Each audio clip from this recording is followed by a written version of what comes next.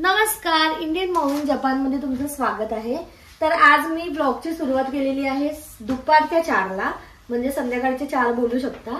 आणि 4 वाजलेत आणि मी ब्लॉग बनवायचं कारण आहे की वातावरण अचानक चेंज झालंय। तुम्हाला मी दाखवते।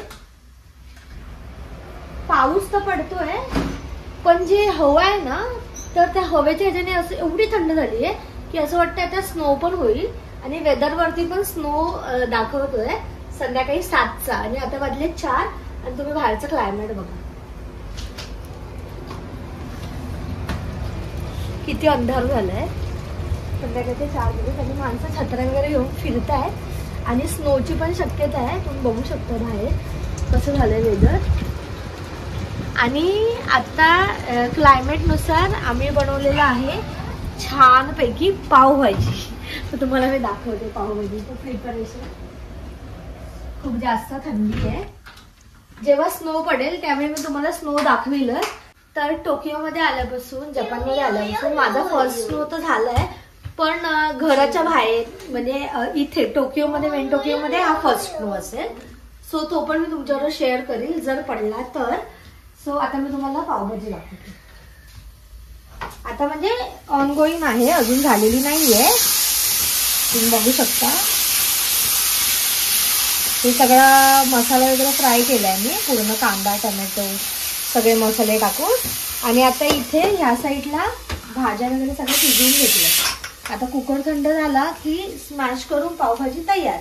तर क्लायमेट नुसार पावभाजी मी तुम्हाला दाखवणार आहे। चल,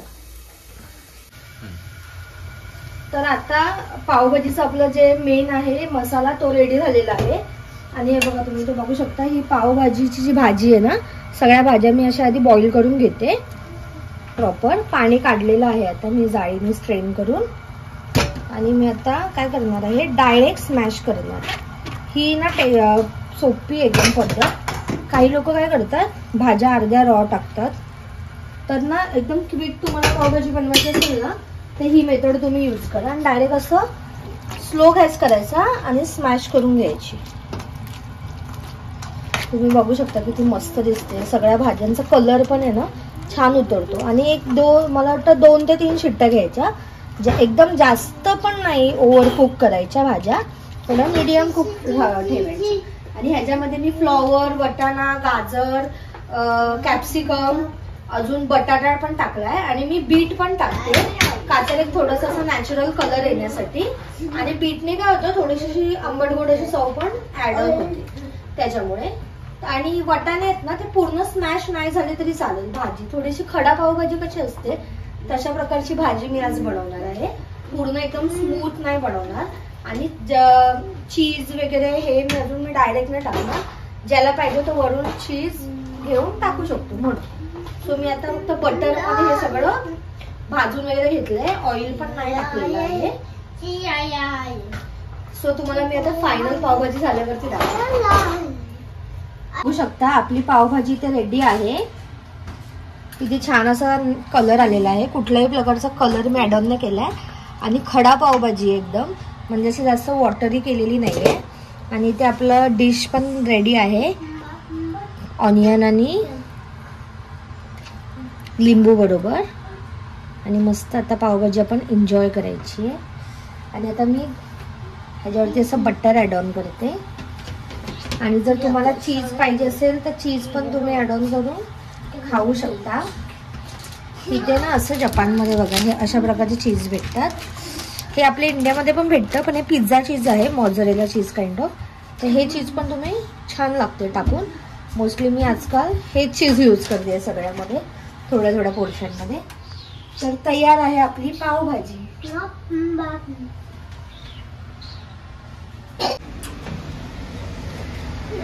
घरात येतोय।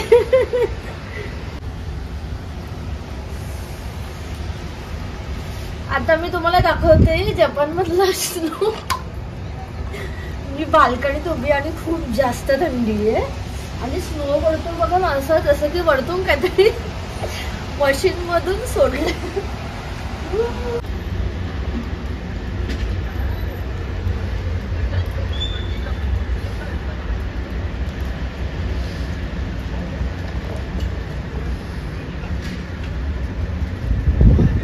आता वाजले आहेत संध्याकाळचे 6. मगाशी मी तुम्हाला 4 वाजता दाखवलं होतं क्लायमेट की बाहेर किती पाऊस पडत होता आणि आता पडतोय स्नो. ॲक्च्युली स्नोचा टायमिंग होता संध्याकाळचा 7चा वेदरवरती, पण खूप लवकर स्टार्ट झालं स्नो आणि खूप जास्त थंडी असते ॲक्च्युली.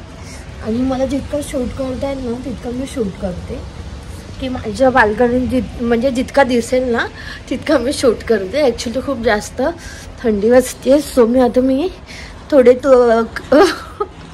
तुम्ही बघू शकता खूप जास्त थंडी झाली आहे. आणि तुम्हाला बघा ते लॅम्प आहे ना अब्जोला लॅम्प, त्याच्या खाली स्नो पडताना दिसत असेल.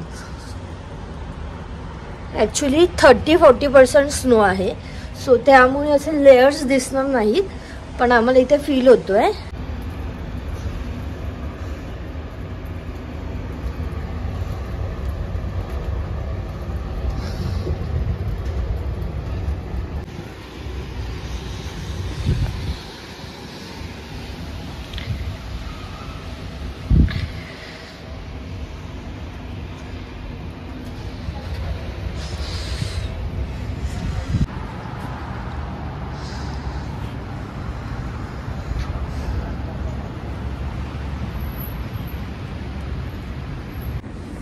तर आता मी काय करणार आहे, मला तर स्नो फार आवडतो आणि तुम्ही माझ्या मागे बघू शकता मस्त स्नोफॉल होत आहे.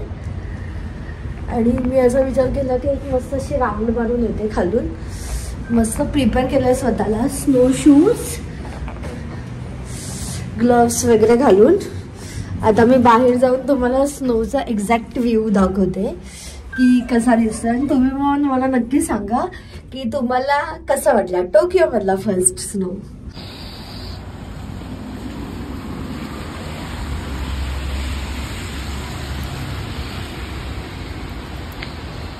बघू शकता किती छान असं स्नो पडत आहे. ही माझी बिल्डिंग आहे, बिल्डिंग मधून मी बाहेर आली आहे.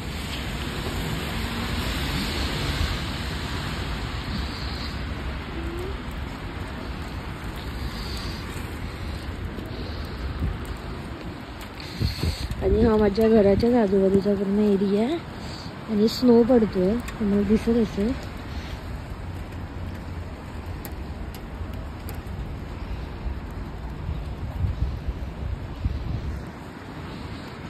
किती छान वाटतंय तुम्ही बघू शकता. स्नो पडताना खरंच खूप अमेझिंग वाटतंय.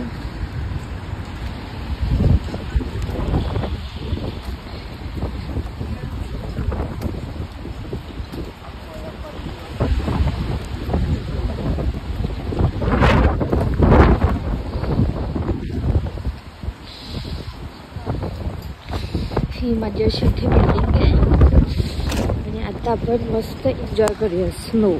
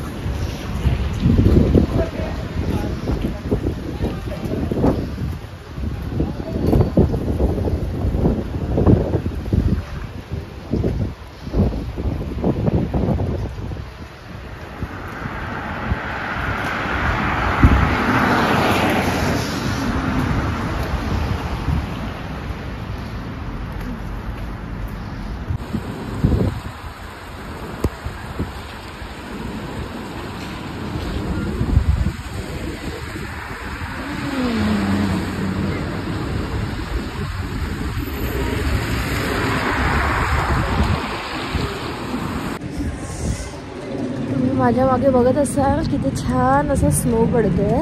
मोस्टली सगळे छत्री घेऊन बाहेर आले आहेत, पण बरीच लोक आहेत की फक्त स्नो बघायला आले आहेत. आणि हा माझ्या घराच्या समोरचा मॉल आहे, इथे पण खूप भारी असं वेगळं होतं.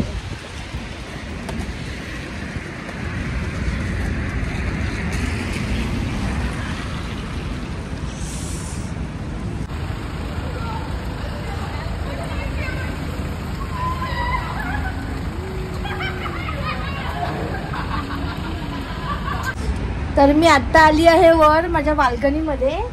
आता तुम्हाला मी ह्याच्या आधी दाखवला खालचा व्ह्यू की खाली सगळं कसं चाललेलं, स्नोमध्ये लोक कशी धावाधाव चाललेली, कारण अचानक स्नो पडला ना.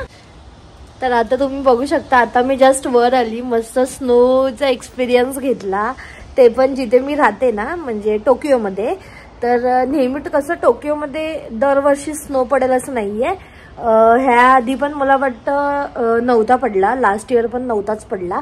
सो तेच आहे की स्नो नेहमीच पडेल असं नाहीये. सो जेव्हा पडेल तेव्हा त्याचा आनंद घेतला पाहिजे त्या क्षणाचा, असं मला वाटतं. आणि आम्ही खूप छान असं मी खाली गेली आणि मस्त स्नो एन्जॉय केला. आणि तुम्ही बघू शकता आता ना मला असं वाटतं एक अर्धा तास पण नीट नाही पडला, पण जे वेदर झालं ना ते खूप एक्स्ट्रीम थंड झालंय. आणि आता बघा तुम्ही बघत असं स्नो पूर्णपणे थांबलाय आणि आता थोडा एकदम लाईट लाईट पाऊस असतो ना तसा सुरू आहे. आणि परत 7 वाजता वेदर दिलंय की परत 7 वाजता करून पाऊस पडणार आहे आणि स्नो पडायची शक्यता आहे 7 वाजता. सो बघू, जर पडला तर मी क्लिप शूट करून नक्कीच ऍड करेल आपल्या ह्या व्हिडिओमध्ये. आणि तुम्हाला कसा वाटला की मी जो व्हिडिओ आजचा शूट केला की इकडे स्नोचं वेदर, स्नो पडला तर वेदर कसं होतं आणि आजूबाजूचा थोडासा परिसरामध्ये लोक जे आहेत ते त्यांचे रिॲक्शन्स, म्हणजे बरीच लोक खाली आली होती लहान मुलांना घेऊन स्नो दाखवण्यासाठी आणि काही लोक छत्र्या घेऊन जस्ट असे वॉक करत होते स्नोमध्ये. प्रत्येकाचं स्नो एन्जॉय करण्याची पद्धत वेगळी असते. आता आमच्या घरामध्ये लहान बेबी होता आणि त्याची थोडी तब्येत ठीक नाहीये, त्यामुळे माझे हस्बंड त्याची केअर करत होते, घरात होते आणि मग मी मस्त एकटी निघाली. आपलं स्वतःला व्यवस्थित कव्हर केलं, छत्री नव्हती घेतली कारण मला स्नो एन्जॉय करायचा होता. आणि मस्त मी पण एक स्टेशनपर्यंत वॉक घेऊन आली आणि खरंच खूप छान वाटलं. आणि माझ्या मैत्रिणी अनफॉर्च्युनेटली त्या आजूबाजूला नाही आहेत, थोड्याशा लांब राहतात. जर त्या असत्या तर मी त्यांना घेऊन मस्त आम्ही ग्रुपमध्ये वॉक केला असताच. सो तुम्हाला कसा वाटला व्हिडिओ हे नक्की मला कमेंटमध्ये सांगा. पुन्हा भेटूया छानशा एका व्हिडिओ बरोबर. तोपर्यंत बाय बाय.